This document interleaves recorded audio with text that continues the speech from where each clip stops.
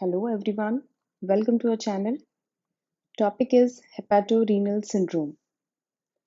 To put it simply, hepatorenal syndrome is nothing but renal dysfunction due to liver dysfunction, right? This is nothing but renal dysfunction due to liver dysfunction. So, this is actually a complication seen in cirrhosis. This is a complication in fact, decompensated cirrhosis.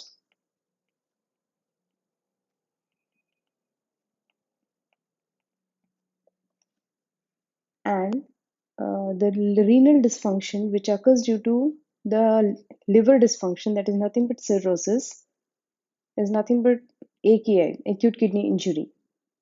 And this kidney injury which occurs is not structural. This is just a functional renal disturbance. This means that there is no structural injury to the kidney. In fact, this is due to the functional disturbance.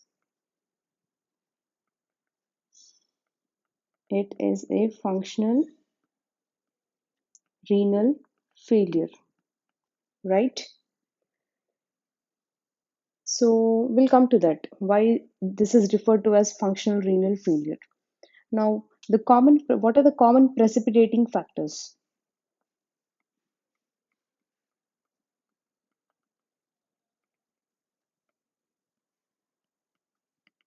The common precipitating factors include bacterial infections, specifically systemic bacterial infections, spontaneous bacterial peritonitis, GI hemorrhage, and large volume paracentesis if it's done without giving any IV fluids, that is, without any volume expansion. Let's quickly write it down. So, first, what I said was systemic bacterial infections. If the patient is suffering from any sepsis, he might land into hepatorenal syndrome. If a cirrhotic patient is suffering from sepsis, he might land into hepatorenal syndrome, right? Second thing which I said was spontaneous bacterial peritonitis. This is nothing but another complication seen in cirrhotic patients. Third thing is GI hemorrhage. So the cirrhotic patients are prone to GI hemorrhage due to varices or portal gastropathy,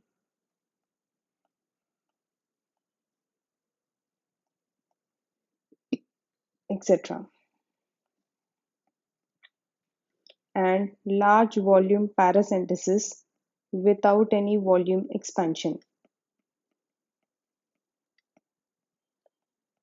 This means that you're doing a large volume paracentesis, you are removing ascitic fluid in large amounts, around 5 to 7 liters of ascitic fluid is drained, and you haven't given the patient any IV fluids. So, because of decreased intravascular volume, he might land into acute kidney injury. And it's basically hepatorenal syndrome is a diagnosis of exclusion.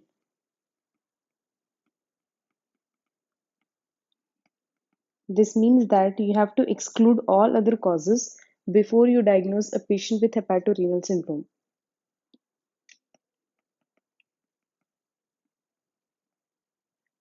All other possible causes, like you should exclude that patient hasn't been given any nephrotoxic drug within the past 7 days, or he isn't taking any oral nephrotoxic drug, or he wasn't given any contrast agent within the past 7 days, which may result in the acute kidney injury,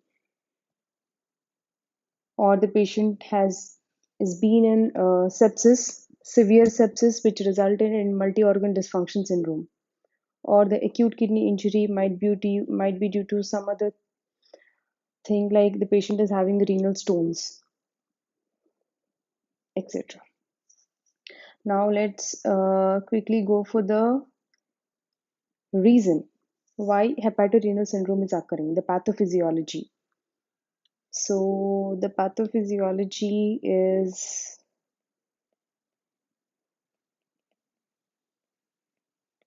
Basically, this hasn't been described properly. This is unclear, but it may be, the studies say that it may be due to renal vasoconstriction, that is, increase in renal vascular resistance in association with systemic vasodilation.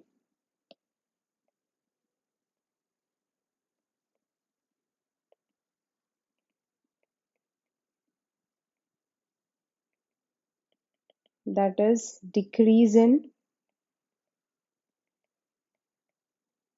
peripheral vascular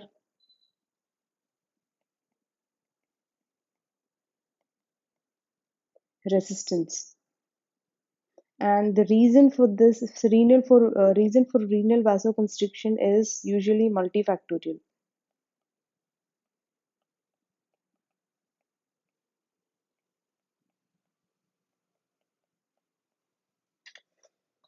So people usually say that, let's suppose these are kidneys and these are the peripheral systemic vessels. So peripheral vascular dilatation has occurred and renal vessels have constricted to such an extent that the GFR is decreased. So there's decrease in the GFR, resulting in increase in creatinine. This is just for the understanding sake that I've drawn this diagram. This represent the systemic vessels.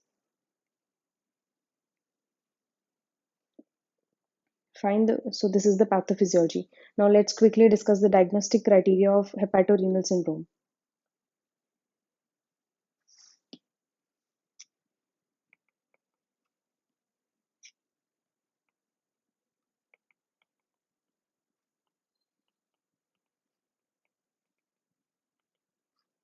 So there are 6 diagnostic criteria and all must be fulfilled in order to diagnose a patient with hepatorenal syndrome. So first is, the patient must have a diagnosis of cirrhosis with ascites.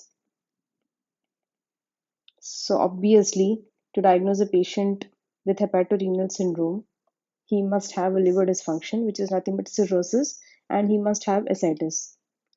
So the second thing is, he must have a diagnosis of AKI. So what is the definition of acute kidney injury?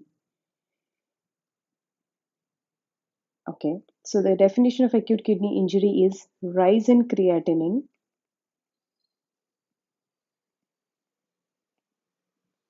more than or equal to 0.3 milligram per dl,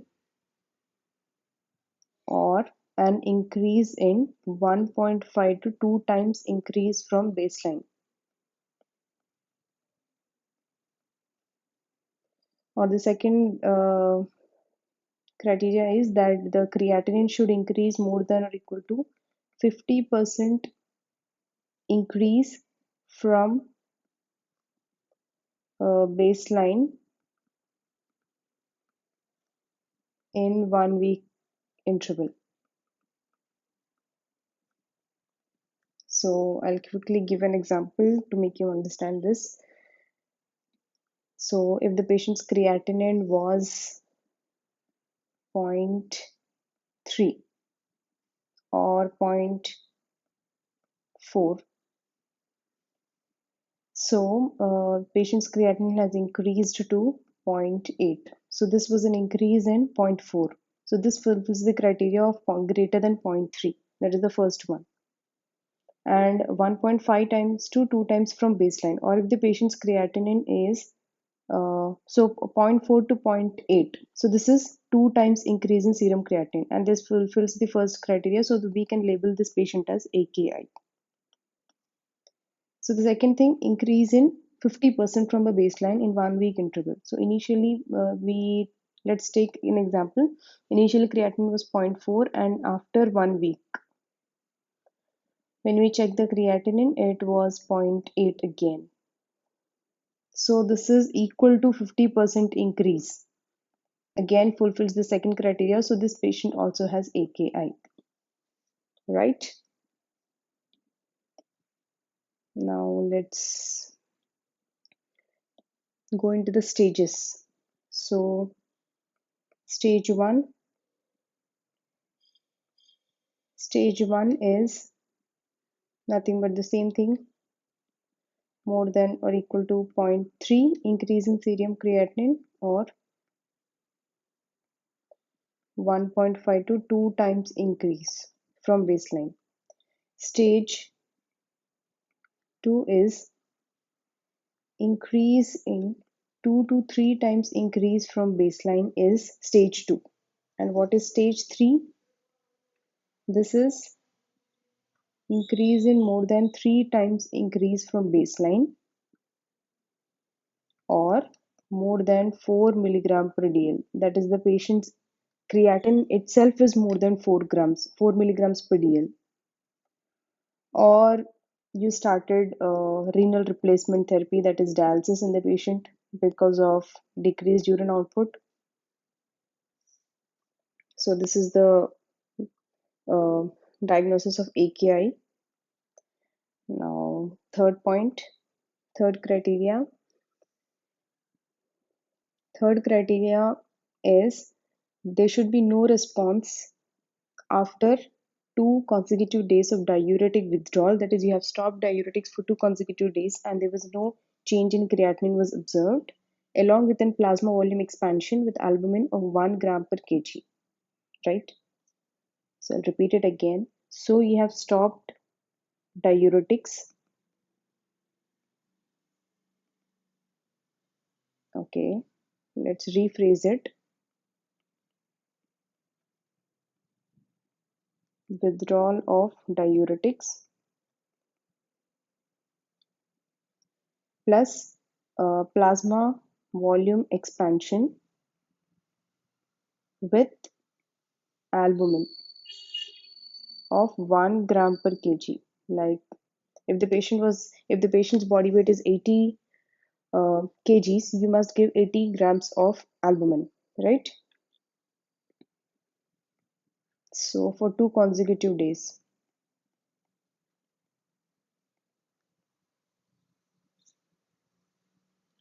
But no response was seen. No response in creatinine noted, right? So you have withdrawn the diuretics and you have expanded the plasma volume with albumin of 1 gram per kg for the 2 consecutive days, but no response in creatinine was noted.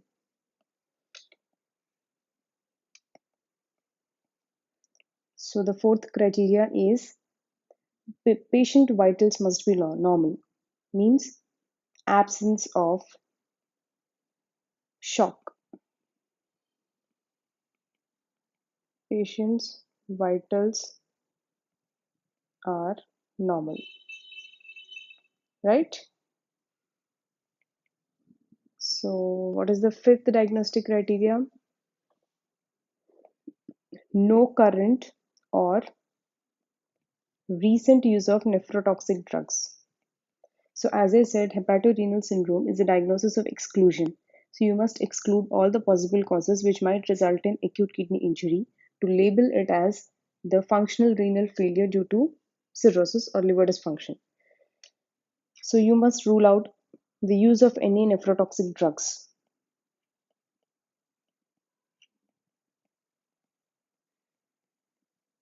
For example, NSAIDs, IV contrast,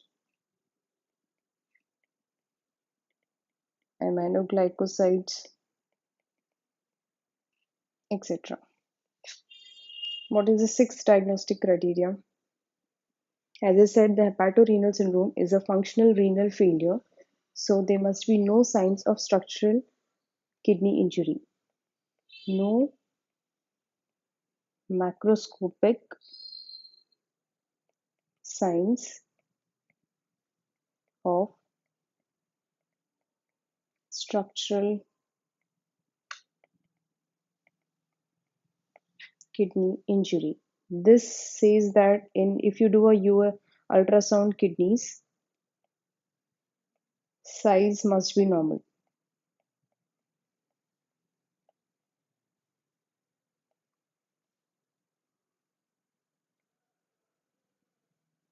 Let's rephrase it.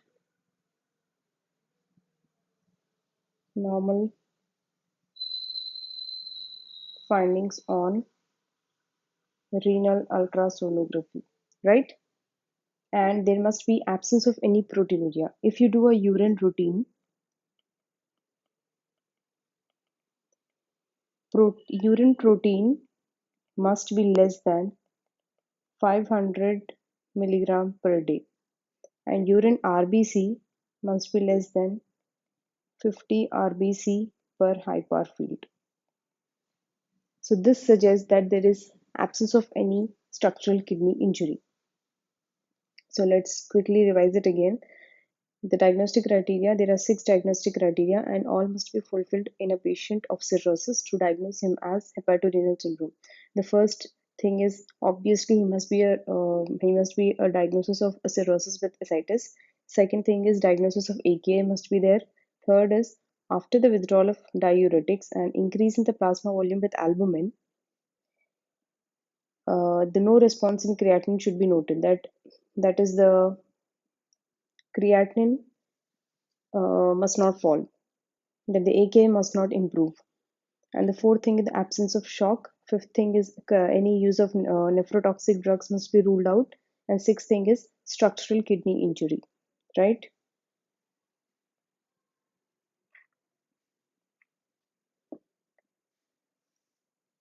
Now let's go to the types of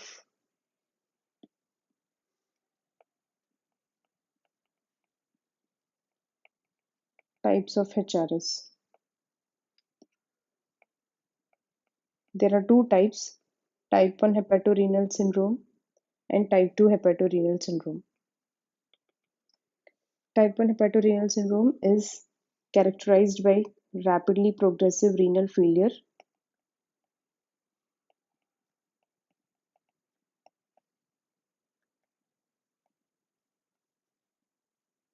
and this occurs usually within a gap of 1 to 2 weeks, which is unresponsive to volume expansion.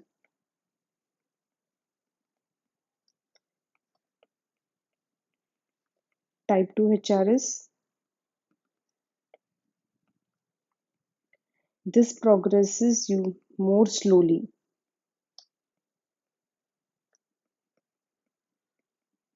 and this is diuretic resistant.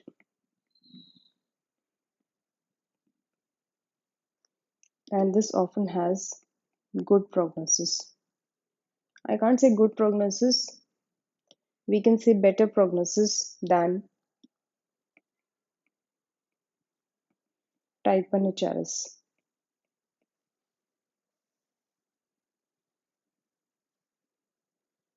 So, how do you treat hepatorenal syndrome?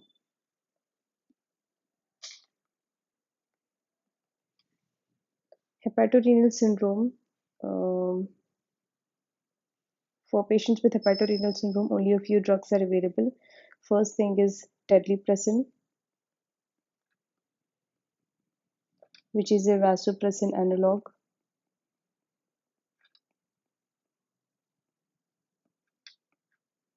Second thing is octreotide, which is most commonly used in India, which is a somatostatin analog.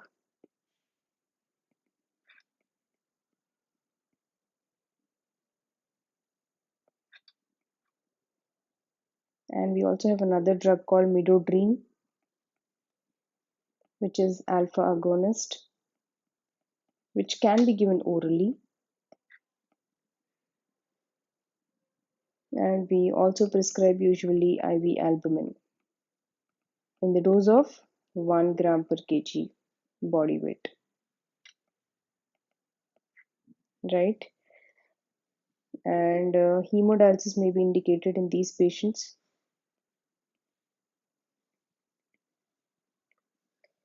Only definitive management is liver transplantation.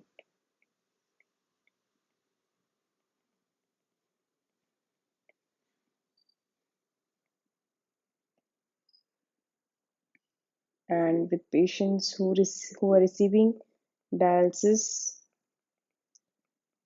for more than 12 weeks, combined liver plus kidney transplantation must be considered.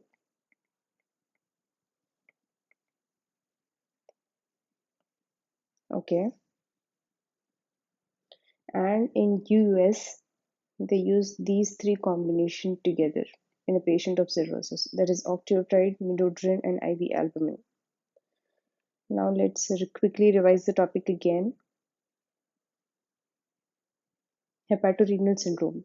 So this is nothing but renal dysfunction because of liver dysfunction. That is nothing but the cirrhosis of liver. So this is a complication in decompensated cirrhosis. And this is basically a functional renal failure.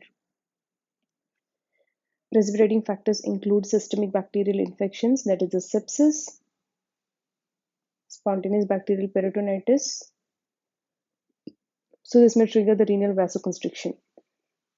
The GI hemorrhage due to the varices, large volume paracentesis without any volume expansion. HRS is usually a diagnosis of exclusion. We have to exclude all the other possible causes before we label a patient as hepatorenal syndrome. The pathophysiology is unclear, basically due to renal vasoconstriction and due to systemic vasodilation. The diagnostic criteria include 6 criteria. First is a diagnosis of cirrhosis with ascites should be there. Second is a diagnosis of AKI. You should stop the diuretics and give albumin. Even then, the rise in creatinine must continue, or there must be no fall in the creatinine. Absence of any shock, no use of any nephrotoxic drugs, and no signs of any structural kidney injury. All must be fulfilled in a patient of cirrhosis to be diagnosed as hepatorenal syndrome. Types of HRS.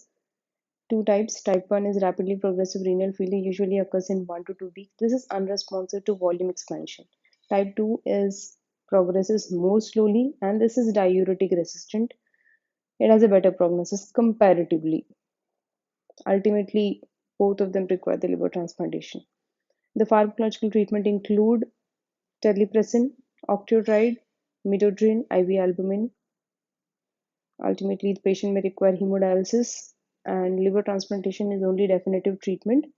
If the patient is requiring dialysis for more than 12 weeks, that is more than 3 months, combined liver and kidney transplantation must be considered. Thank you.